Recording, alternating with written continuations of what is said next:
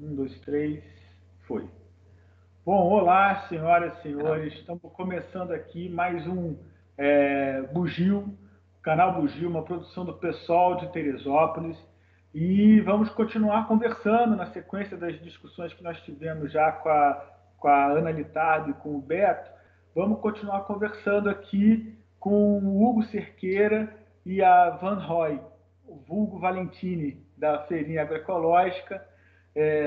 Bom, boa tarde para vocês, boa tarde, Hugo, boa tarde, Valentine, tudo bem? E aí, Rodrigo, Tudo tudo certo? bom? Fala, Rodrigo. Bom, vamos Boa começar. tarde, Rodrigo. Boa tarde, Vale também, que está longe, não está aqui na roça. Boa tarde. Tudo Pode crer. bem? Pode crer, então. Queria começar perguntando, de fato, como é que vocês estão e como é que está o entorno de vocês, né?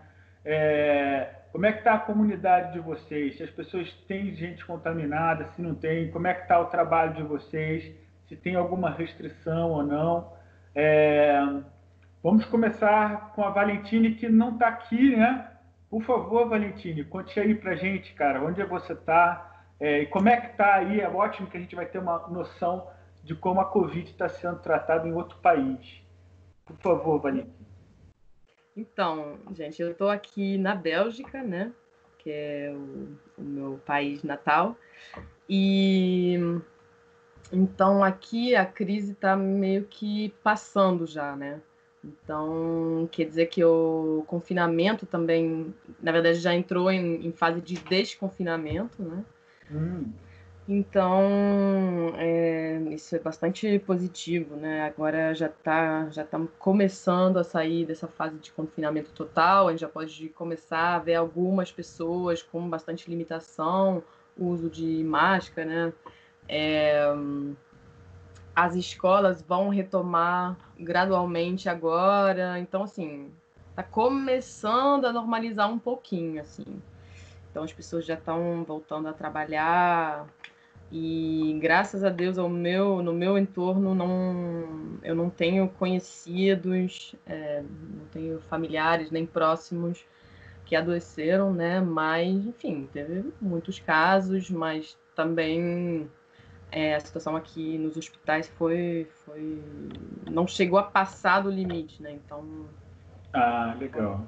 isso foi muito importante. E assim, o que mudou também é que agora acabou de reabrir a feira, né? Que foi fechada, né? Então, aqui quando eu passo um tempo aqui na Bélgica, eu trabalho também com agricultura, né?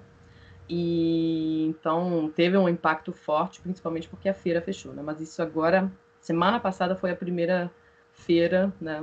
Com várias restrições, com todo mundo usando máscara e, né, delimitando assim bem o espaço entre os fregueses e tal, mas reabriu. É isso. Legal, legal, Valentine, obrigado. Deixa eu só fazer uma sequência aí sobre, porque a curiosidade de saber como é que foi lá na Bélgica, porque quando você fala de confinamento, que está começando a voltar ao normal, como é que foi o confinamento aí? Era um confinamento 100%, ninguém na rua? O que que funcionava, o que que não funcionava? Existia alguma diferença entre as restrições que vocês passaram aí, por exemplo, do que a gente está vivendo aqui? Então, foi confinamento total, a única coisa que ficou aberta, então, foi supermercado, farmácia e hospital, obviamente. As pessoas só podiam sair de casa para alguma atividade física, tipo correr, andar de bike, mas tipo muito perto de casa e um tempo restrito, assim, né? Então foi bem restritivo, assim. Foi, bom, a diferença principal que eu vejo que foi uma coisa federal, né? O governo que colocou Imagino. essas medidas, impôs essas medidas, né? O que é diferente do Brasil, né? Aparentemente foram mais os municípios e os estados, né, do que eu acompanhei daqui. Sim, aqui foi isso. Está assim, né? Está Está, nessa sim, loucura. exatamente. Dependendo da cabeça do prefeito e do governador, você faz ou não faz e vamos que É, vamos, que dá. Não é típico do Brasil, acho que é típico desse governo, de como a coisa está indo, né? Hugo, uhum. e você, Uhum. Hugo, como é que você Exato. está aí? tenho visto você raramente agora na feira, né? Mas a gente já não bate mais aquele papo, não toma mais aquele café, né? Só vapt-vupt ali, mete a mão na sacola e vai embora. Mas conta aí pra gente, como é que tá a tua vida aí de produtor, de fazer feira, etc. Uhum. Então, enfim, a bagunça você já acabou de falar, né? De todas essas esferas assim de governo, governo do estado, né? Governo federal, municípios que não se entendem, né? Então a gente está um pouco na bagunça, né? Mas assim, a gente, enquanto organização civil, né, quanto movimento civil organizado, né, em forma de associação, né, a AT, né, Associação Agroecológica de Teresópolis, a gente prontamente, né, quando veio a Covid, né, veio esse problema que a gente está vivendo, a gente já buscou, dentro de num primeiro momento, tentar falar com aí na esfera municipal, né, com a prefeitura, né, com a Secretaria de Agricultura, também com a Secretaria de Agricultura do Governo do Estado, né, a gente mandou carta, né, para esses órgãos, falando da importância, na verdade, da feira, né, de uma feira, desde que feita dentro do que se pede, né, pela OMS, né, com todas as restrições necessárias, a gente tem que continuar com a feira, já que é um lugar, né, onde está se fornecendo produtos essenciais, né, para a população. E, realmente, questão, né, alimentos saudáveis, né, que a gente acredita que pode acho que melhorar a saúde da população para enfrentar esse momento, inclusive. Então, isso foi uma primeira coisa que a gente puxou, né? E a outra é a fazer cesta, né? Muitas pessoas deixaram, ainda bem que deixaram um dia feira, né? Inclusive, só mais uma coisa com relação à feira que a gente fez. A gente não sei, né, o nosso cafezinho lá, né, uma tapioca, isso tudo. Logo na primeira semana a gente parou, né, de venda de comida na hora, o almoço Legal. também, né, que a gente já faz na feira. Então, só venda de hortifruti, né, e processados embalados, né. E a outra foi a gente começou a fazer cesta, né, para os nossos consumidores de Teresópolis mesmo, que frequentadores da feira, né, que não podendo mais ir, a gente passou a entregar na casa deles, né? Enfim, foi meio um susto, primeiramente, assim, até os que estão nos assistindo, assim, pedi até desculpa, teve algumas confusões, enfim, foi no susto, mas a gente já está conseguindo se organizar melhor e está já chegando, enfim, entregando já na hora, enfim, com mais diversidade, mais produtos, né, sendo ofertados. Então, está ficando muito bom, né? Então, enfim, é uma coisa que até pode ser que continue depois, né? A gente está vendo que tem a possibilidade também de abrir outra frente depois, né? Enfim, quando isso tudo passar, se Deus quiser, vai passar, né? E é isso. E aqui no sítio não muda muita coisa, assim, né? Mas e o pessoal do campo aí, como é que é? Tem gente se contaminando? Olha, eu estou na região serrana, São José do Vale do Rio Preto, né, que a gente trabalha, onde a gente arrenda uma área. Aqui, como é uma cidade muito pequena, são 20 mil habitantes, demorou para chegar aos primeiros casos. Quando até só começou a ter algum movimento de cuidado quando, de fato, os casos começaram a chegar. Isso foi um problema, né? Então, aí as pessoas passaram a usar máscara, as lojas, né, foram fechadas, só ficou as essenciais, né, como farmácia, alimentação, e mesmo assim ainda tem um movimento grande assim na rua. O que eu vi pela última vez, eram quase 50 casos, nem todos confirmados ainda, mas em volta mesmo, assim, no entorno aqui do sítio, né, vizinhos, ainda não sei de nenhum caso, né? Pô, que bom. Sei também, mas sei que uma das pessoas com caso foi uma pessoa que voltou do Ceasa, associados aí de Irajá, né? E voltou contaminada, né? Então, foi uma das situações de um agricultor, né? Então, mas no mais, assim, no sítio mesmo, né? Graças a Deus está tudo bem, né? A gente está mantendo os trabalhos, os plantios, né? Então, Que bom. é isso, estamos levando, assim. Legal, valeu. O nosso tema dessa entrevista é para a gente falar um pouco sobre agroecologia em geral. A Ana e o Beto já nos explicaram para todo mundo um pouco de não ficar restrito só ao termo agricultura orgânica, né, mas pensar em agroecologia como um todo. Achei um barato ter aprendido isso e estou ajudando a reproduzir. Muito então, bom. acho que é muito bom, Legal. Muito legal, toda essa relação com a vizinhança, etc. e tal, muito bom ter aprendido com eles isso.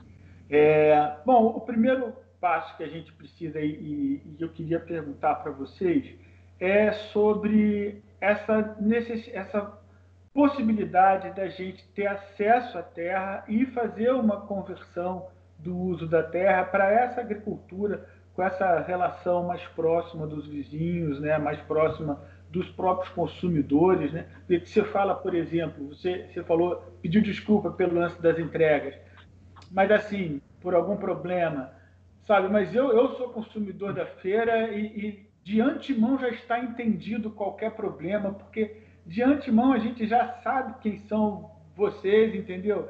Já tem essa relação, né? Isso influencia muito no tratamento, imagino que impacte também no próprio trabalho de vocês, né? Essa tranquilidade que vocês, né, têm de não ser processado, que eu vou chegar lá, não, pô, meu aipim era 1,5 kg, vocês só me deram meio quilo, botar na justiça e tal. Então, eu acho que não é outra relação.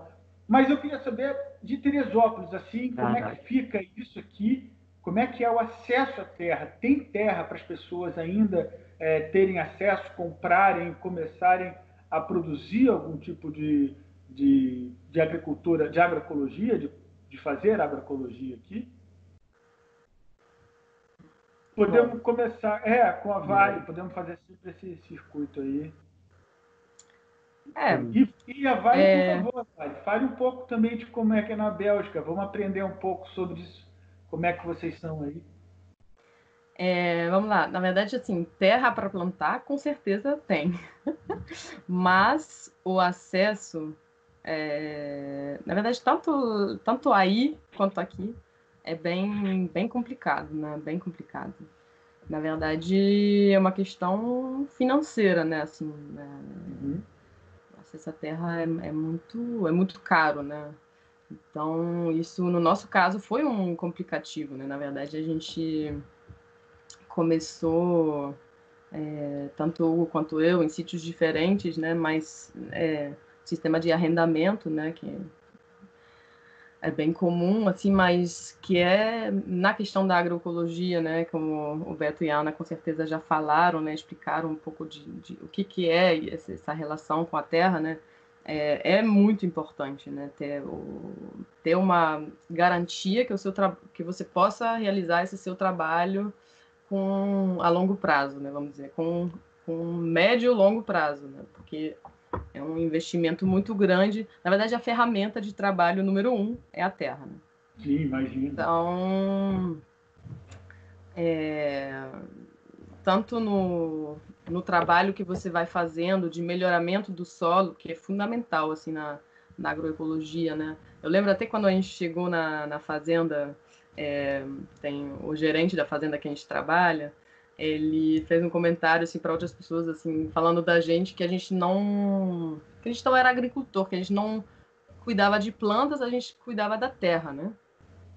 E na verdade é um pouco assim, claro que a gente cuida de plantas também, mas isso tá certo, né? A gente cuida da terra primeiro para ela cuidar das plantas, como se fosse isso. Né? Então, isso demanda uma energia muito grande, né? De você tá realmente fazendo um investimento na terra, né?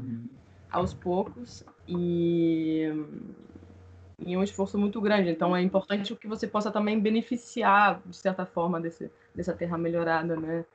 E também na agroecologia a gente trabalha muito, bom, certas pessoas mais do que outras realmente com agrofloresta, ou pelo menos com culturas consorciadas, muitas vezes com árvores também, né? Então, com frutíferas de ciclo longo, então mais um motivo de ter uma certa garantia, né, de poder continuar aí. A maioria dos arrendamentos é um prazo de 3, 4 meses para sair, né? Geralmente nos contratos de arrendamento você não pode plantar plantas perenes, né? Principalmente uma proteção, né, que o dono da terra faz, né? E então isso complica o nosso trabalho agroecológico, né?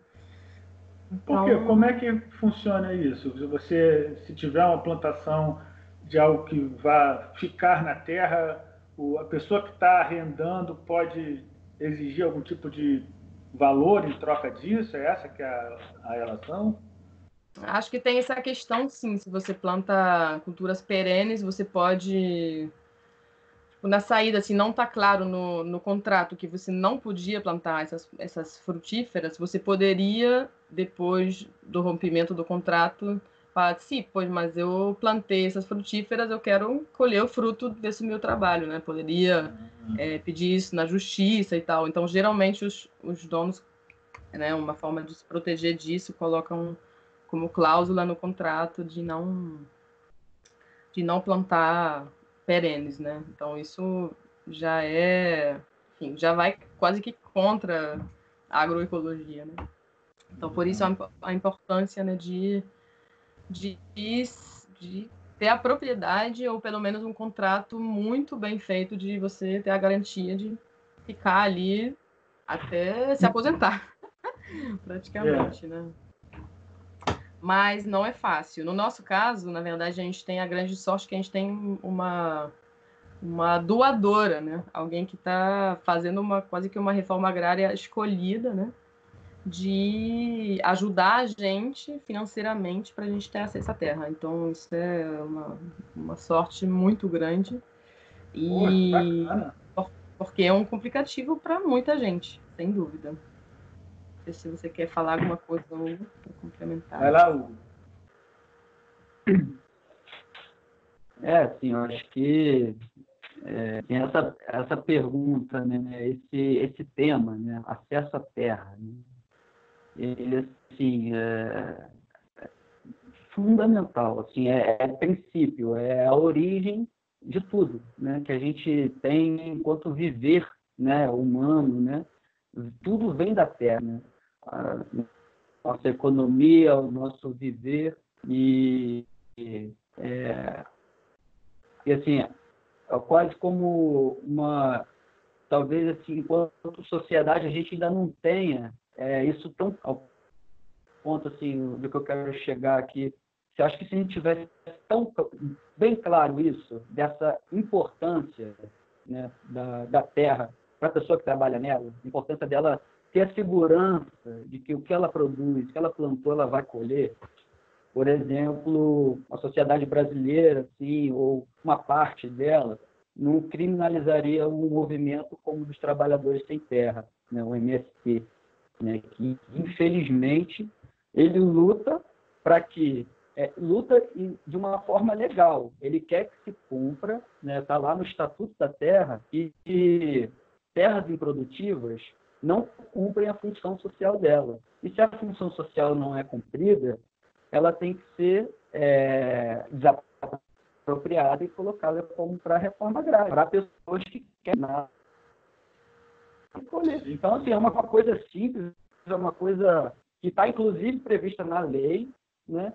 E que o MST, um dos movimentos, né? Tem outros, mas um dos movimentos maiores, um dos maiores movimentos do mundo, um movimento social, assim, em corpo, em gente,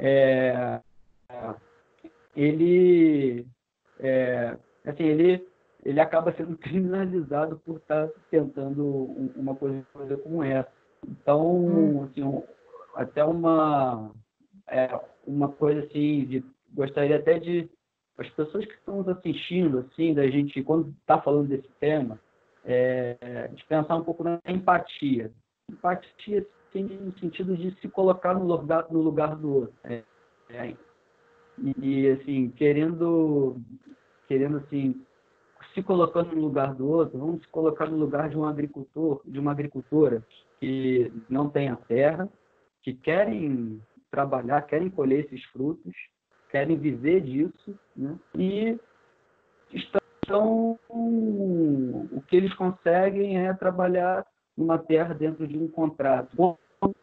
O trabalho é formalizado, porque tem muitos trabalhos na terra que não são formalizados, e são mais inseguros ainda para ambas as partes, às vezes até trabalhos análogos à escravidão. Se você for por aí afora do Brasil, tem situações tristes, né, com relação a isso, e não precisa ir tão longe.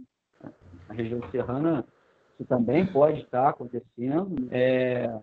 Então, assim, se colocar no lugar de uma pessoa que quer viver disso, que é um trabalho duro, a agricultura, né? É sol, é chuva, é muita dedicação para você pegar, né, uma terra que está na braquiária. Braquiária é um capim com a torceira assim, bem enraizada, e você começar a cultivar ela, você tirar, capinar, você arrancar aquelas torceiras, adubar, tirar as sementes, aquela semeadura de braquiária que vai vir depois, até os agricultores falam, né, amansar a terra, amansar, né?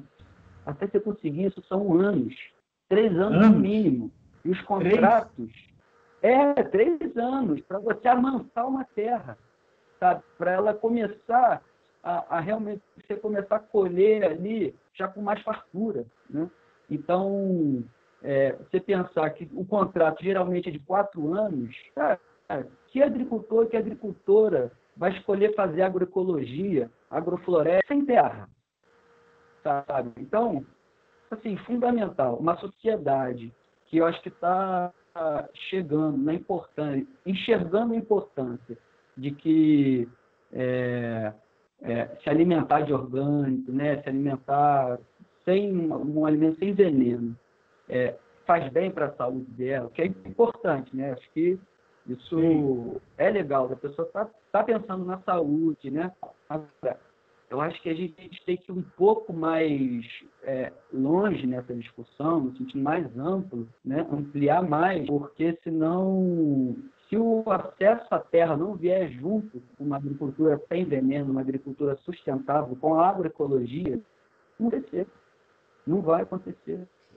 Então, a gente precisa, eu estou querendo estimular essa empatia, se colocar no lugar do outro, porque a gente precisa da sociedade que quer comer comida sem veneno, que ela é para junto da luta pela terra, sabe? Disso ser também um mote de exigência, de políticas públicas para isso, de não criminalizar um movimento que luta por isso já há 4 décadas, né? Então, é isso. Assim, acho que a Vale colocou ali, a gente colocou de forma muito boa, assim, deu o retrato aqui de Teresópolis.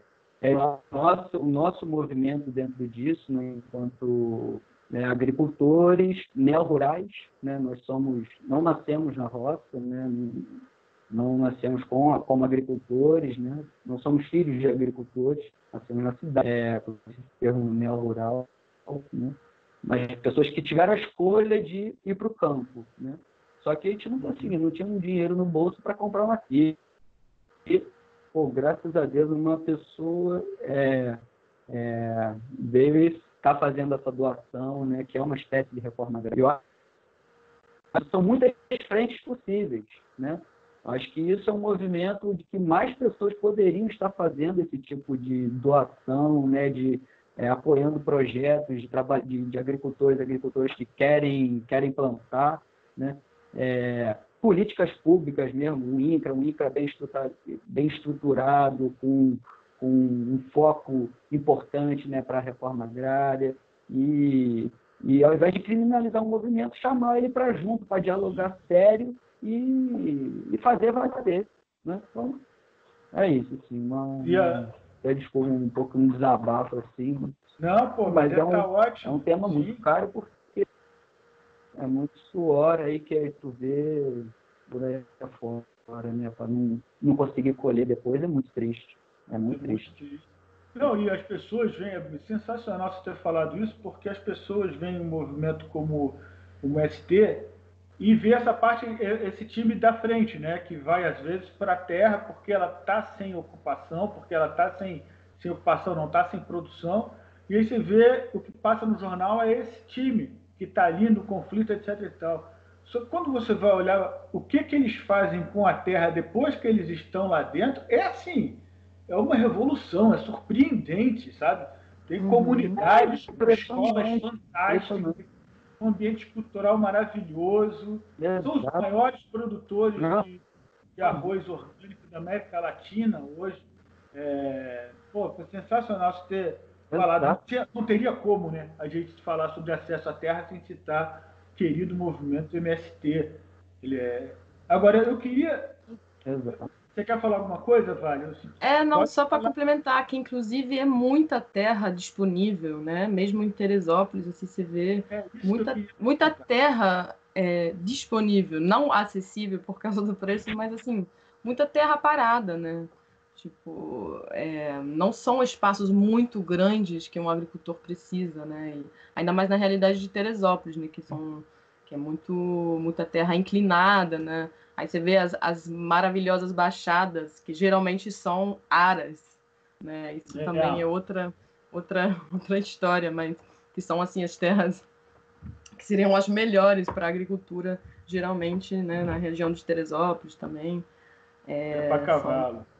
para cavalo, exatamente. É. Mas, enfim, e eu queria também. Não, mas vai aí, eu tenho mais uma coisa depois para falar. Não, eu queria saber sobre uma pessoa leiga, por exemplo, que vê essa situação da Terra, pensa na relação natural, né? Quer dizer, natural, mas a relação comercial que seria pegar um empréstimo no banco, comprar a terra e depois pagar. Na prática, isso é viável? É possível? Um cara que não tem, não estou falando aquele cara que tem 80% do dinheiro da fazenda ou do sítio, mas um cara que não tem grana, mas que por causa da força de trabalho dele, ele acredita, ele vai lá, pega o empréstimo e com a produção e venda ele vai pagando esse empréstimo. Isso acontece na vida real? Não. Bom, Não, não rola. acho difícil. Acho difícil. Na verdade, primeiro, bom, pelo menos aqui na realidade da Bélgica, eu tenho certeza que nem vai conseguir o empréstimo. Não vai conseguir o empréstimo. Tem que ter tipo um trabalho assalariado para conseguir o empréstimo. Pô, Então, começa por aí. Se ele não tiver uma base já financeira também para começar, acho que nenhum banco vai liberar esse empréstimo, né? E depois a realidade financeira de um agricultor, assim, infelizmente, é muito difícil. É muito difícil. Acho difícil, não sei. O que você acha, Hugo? Mas pelo menos eu não conheço casos pois assim. é, isso é importante. Você conhece algum caso que isso aconteceu, né?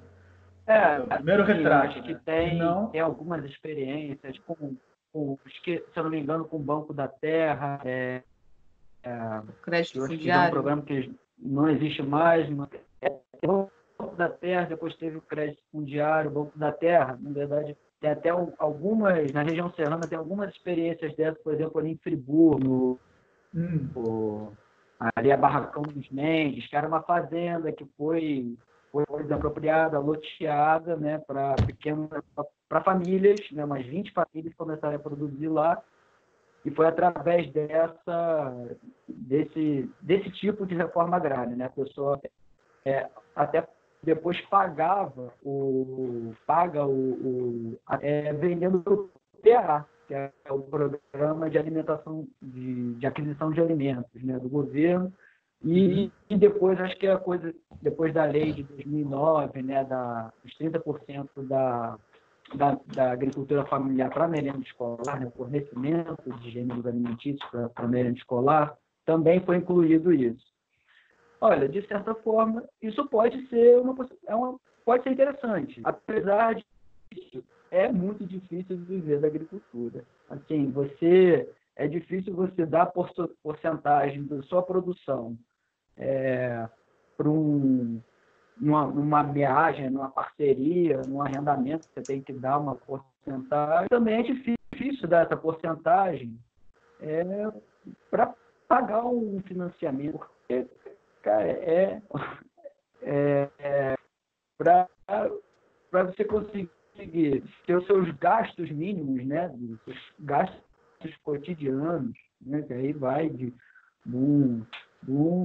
gás, botar gasolina no carro, de ter uma acessibilidade à internet, né? A gente está falando de acesso à terra, o acesso à internet na área rural é precária. A gente paga muito com a internet a satélite e ainda está aqui se vendo ainda meio... Não, isso é impressionante. Ou O seja, Valentini está na Bélgica, está perfeito. É que tem as coisas. Você está aqui do lado, você está todo quadradinho. Pois é, gente. Todo quadrado. Isso que o Hugo paga 5 vezes o que eles pagam aqui. Olha isso, gente. Olha muito doido. Aí, ó, vai vendo. Vai vendo. O acesso a serviços na área rural é mais difícil do que na cidade, né? Em questão de saúde, né?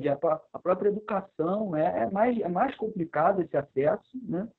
E cara, a gente tem que pagar uma porcentagem da produção. Então, eu acho que é o contrário, a sociedade, né, que a gente está falando, o poder público como um todo, tem que quase que estimular mesmo a agricultura, né? Os agricultores permanecerem no campo. Com certeza. E produzir comida boa, produzir comida saudável, comida boa que alimente de verdade as pessoas e que não degrade a terra. Só assim, que é isso. E assim, vou até puxar aqui a coisa. Os agricultores, que a gente vai chamar agricultores convencionais, né, geralmente se chama, esses agricultores convencionais, que a maior parte deles sabe como é produzir sem veneno. E preferiria vender produzir sem veneno. Entendeu? Sabe e gostaria de não trabalhar. Quem é mais afetado com veneno é o Não, isso aí... Ele sabe disso. Peraí. Sabe? Segura só essa informação aí que você vai contar nos próximos capítulos. Vamos fechar. Eu estou curiosíssimo para saber como é que funciona isso. No bloco 2 a gente vai falar sobre isso. Bom, estamos aqui terminando o primeiro bloco. Vale, vamos lá para o próximo bloco. Eu passo a palavra para você, por gentileza, tá? Terminamos aqui o primeiro bloco nessa conversa, já cheio de ansiedade para o segundo bloco, com a Vale Roy e com o Hugo Cerqueira. E é isso aí, até o segundo bloco.